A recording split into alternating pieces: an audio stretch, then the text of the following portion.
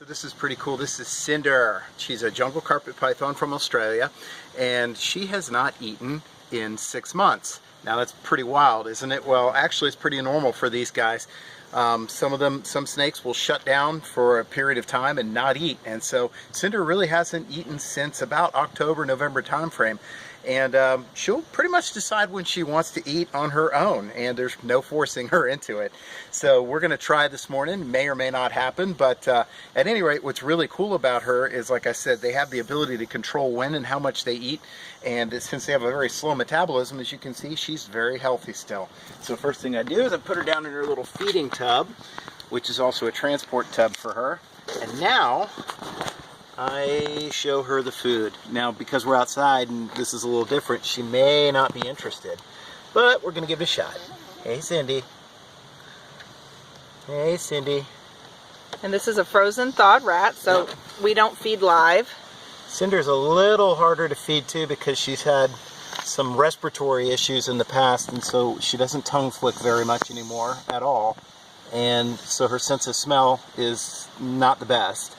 So as a result, sometimes I think she's oblivious that the food is there when it does come time. But when she does eat, you'll know it.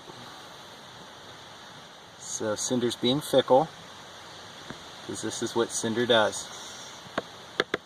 Hey, baby. Hey, baby.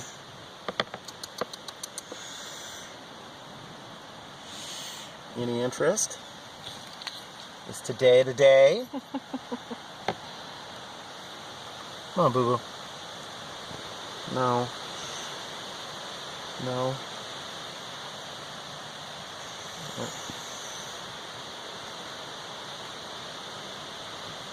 Not that end. What's amazing about these animals is that, as you can see, she's still very healthy, and she moves and she's active, and so it's interesting to watch an animal be able to go this long without eating. And as you can see right now, it's looking like she's not wanting to eat today. So we'll have to wait until she's ready, because once she's ready, she'll let us know. Sometimes you can kind of smush the animal a little bit, and because these are frozen, they don't have the smell that they want, and so sometimes you can smash a part of the body, and that's enough to entice them because they can kind of smell some blood. We might have something here, I don't know. Or Cinder might just be being fickle. Cindy. Cindy, come on.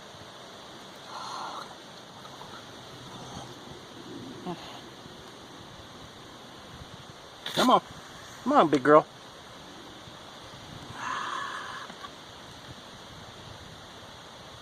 You kind of got to agitate them a little bit sometimes, too. Come on, Cindy.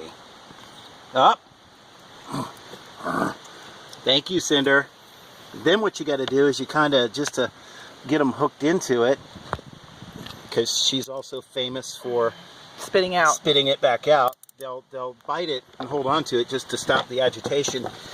Is you got to bite, just like real prey would, and she'll wrap around it and hold on to it. That's part of the whole constrictor thing. And then once you do, and you get it into her mouth good, those teeth hook into it, and it's almost like she just will continue to eat it because it's in her mouth. So we're hoping for the best. Right, Cinder?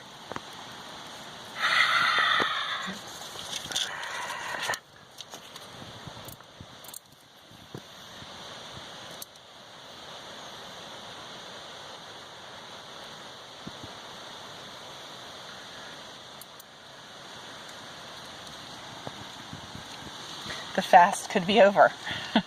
Yeah. Well, that's a little smaller mouse than she normally would eat when she's feeding, but when you break a 6-month fast, it's best not to eat a Big Mac. A good starter one, yeah. It's interesting, too, how they just then freeze and hold on like this. Well, you can see her breathing through her lung here is accelerated. She's one tough snake. She is. She's been through a lot, and still she's got a whole episode, Scaly Adventures episode dedicated to her. Yep. Cinder takes a sick day when she was sick.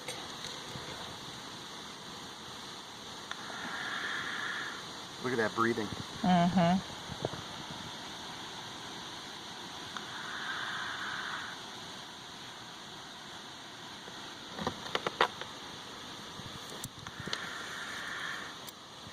She's got a good grip on it. Now she's starting to work her mouth. Look, you see it? Now she's starting to try to work it. Do not spit it out, girl. Unfortunately, she acquired it in the middle of the body, which isn't ideal. This is where she'll either make her decision to eat it or spit it out, but I'm hoping that she'll just position her head in such a way that she can... Okay, good. She's interested. But what she's going to do is she's going to almost spit it out and then try to get it in her mouth again because it's not in the optimal place. I'm going to help her out just a little bit and hold on to it. Try to position that tail. There we go.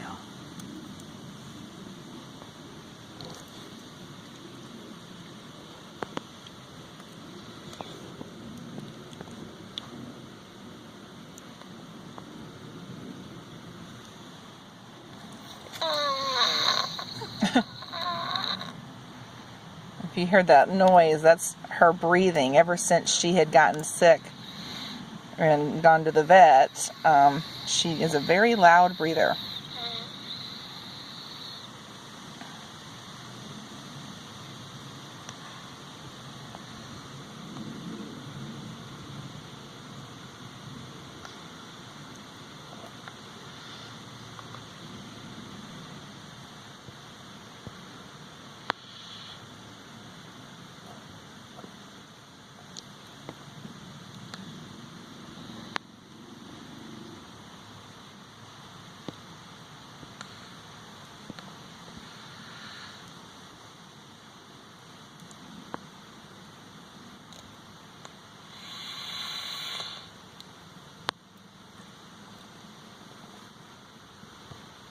Working on positioning. Mm-hmm. Well, what's fascinating about this is, kids will ask us sometimes about snakes and how they're eating and how they can do that without hands, Yeah. And they can work those jaw muscles, open them up, and reposition things. I mean... And she's using the coils of her body to kind of help steer it. They're masterful at it.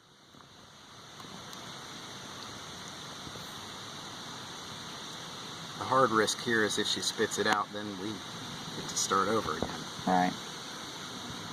But as you can see, she's working her way down because she did a middle strike. So she's working her way down to reposition that into her mouth.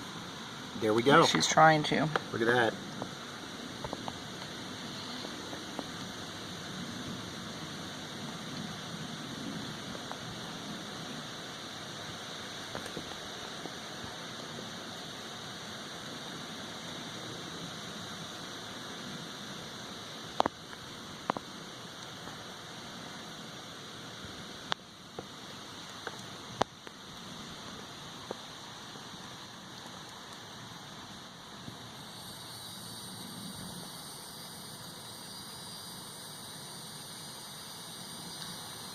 Really weird too. She has the ability to work one side of her jaw and then the other because of the way her jaws are made.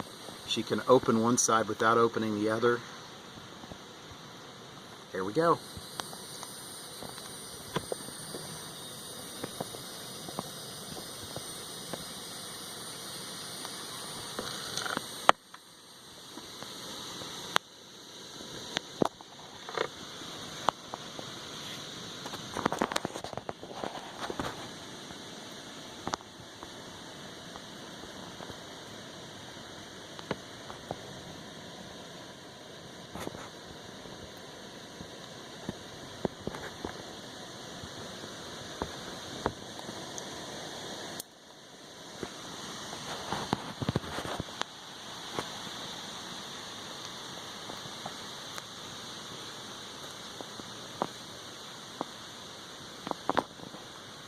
She's trying to get those feet in there.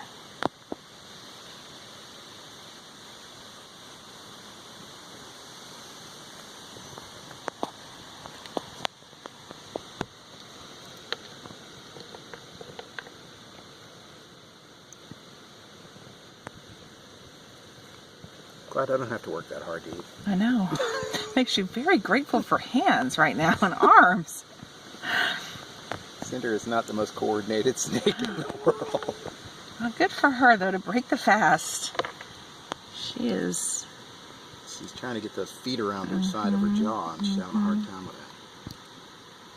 But they're starting to fold up.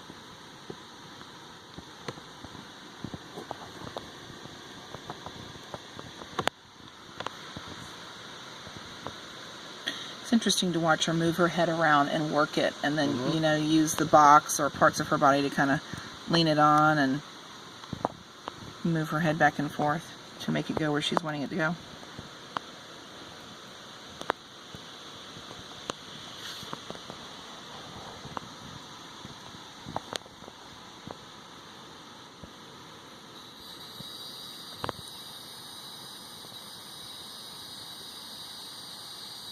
This is also the time you got to be careful, because snake is never more vulnerable than when it eats, since its primary weapon system is its mouth.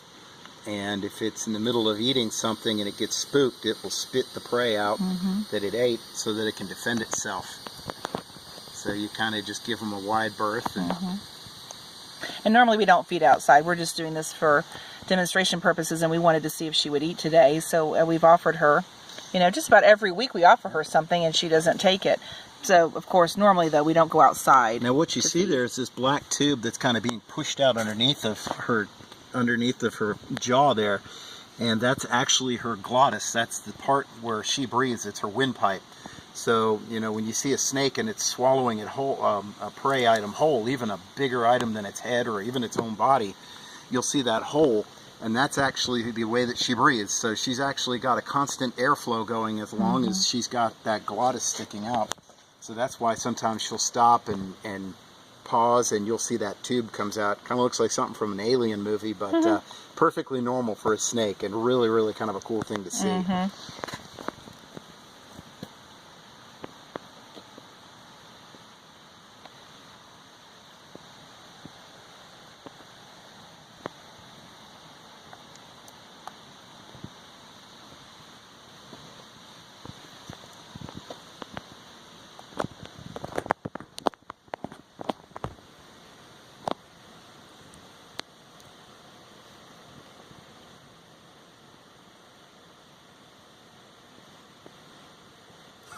She's exhausted. Either that or she sees the camera and she's like, well, hello there. Yes. I didn't know you'd be filming my lunch today. Look at that. Look at that. There we go.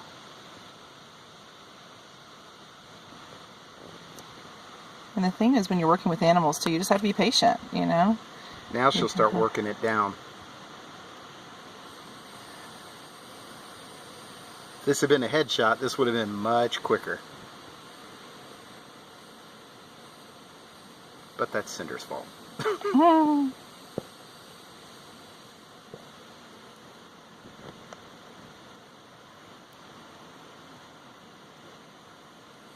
It's also pretty typical, though. I mean, it would just be every single time would be different. You know, especially if they were in the wild and they were chasing something, you can't guarantee you're going to get a headshot every single time, or it's going to go down perfectly. So, exactly. This is pretty normal example of what might happen.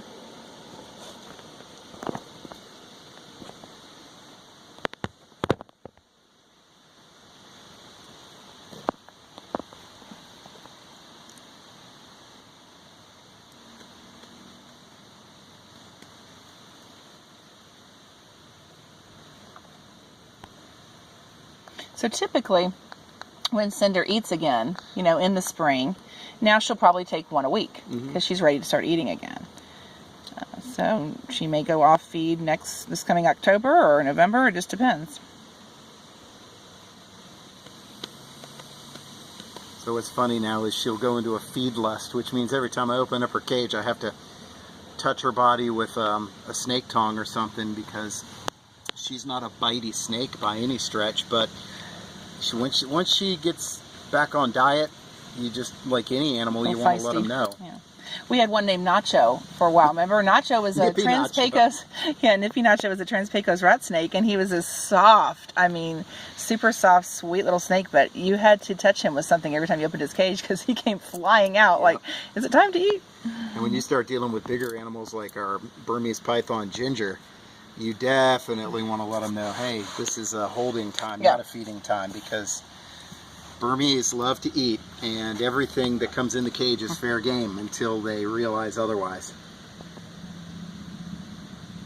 Funny thing is, Cinder's got kind of her head in a knot there, so it'll be interesting to see. She's gonna have to uncoil. She's got to get that. She's got to get that rat down, and it's gonna have to go around. She does have like a little curly Q there. She does. She really trusts us though, because this is not something snakes normally do. They actually try to eat very reclusively. Some of them will even drag their prey away to eat it because they want to have privacy. So the fact that Tanya's that close to that rat and and her says a lot about how much Cinder trusts us. We spend a lot of time with Cinder. She is one of our first big show snakes.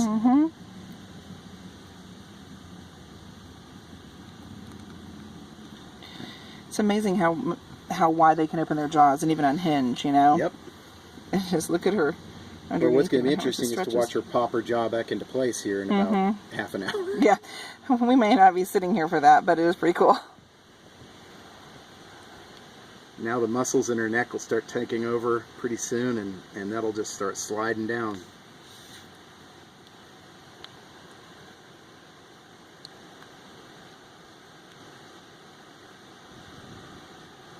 Yeah. Normally this is not the size you see. Normally you see them with the tail hanging out of the mouth, and it looks like a 3-inch tongue. So she did it the hard way, but I guess she did it her way. Well, that's right. That's the way it is, right? That's pretty wild. wild. It's up to her, I know.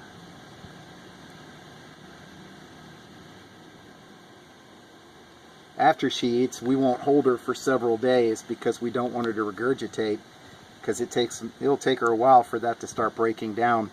And just in case you ever wondered, snakes do burp. We actually picked up one of Pierce's snakes, Louie, and we were filming out in the yard, and I said, oh man, is that the septic tank? It wasn't the septic tank, thankfully. It was Louie. He burped, and it smelled like the septic tank. Yeah, it did.